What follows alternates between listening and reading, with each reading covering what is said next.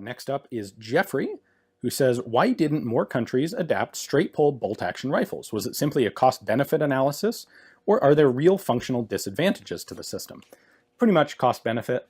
A lot of people have the notion that a straight pull rifle is a lot faster than a traditional turn bolt. It's kind of not really in practice.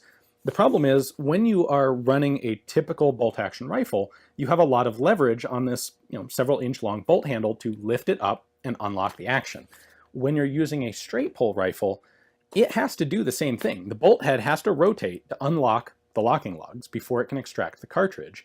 And the way those things work is they're all, in one form or another, a cam system, where when you pull the bolt handle back, you've got some sort of angled surfaces that act on each other and force the bolt to rotate. The problem is you don't have nearly as much leverage because everything has to be contained inside the bolt mechanism. And as a result, you tend to get actions where it requires a substantial jerk on the bolt in order to unlock and open those things, especially if your ammunition is at all sticky. A little high pressure, chamber's a little dirty, anything like that. They can become fairly difficult to operate. And what that means is often you have to take the rifle maybe down out of, just down out of your line, out of your sight picture. Maybe you have to take it completely off your shoulder in order to actually cycle the action. And when you do that, all of a sudden any speed advantage of a straight pull goes away. You might as well have had a turn bolt that you could fire, that you could keep in your shoulder pocket while you're shooting and have better results. In addition, even in the best circumstances, the speed advantage is not all that great.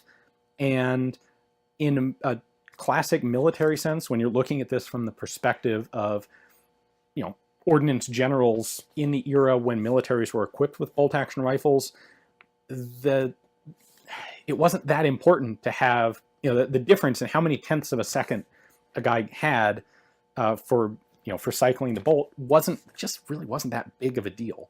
So when you look at that, and then we have the cost benefit analysis where these are more complicated systems to build. Instead of a bolt and a bolt head, now you've got a bolt and a bolt sleeve and a bolt head, and you're trying to cut camming surfaces on the inside of your bolt sleeve in order to make the whole thing work.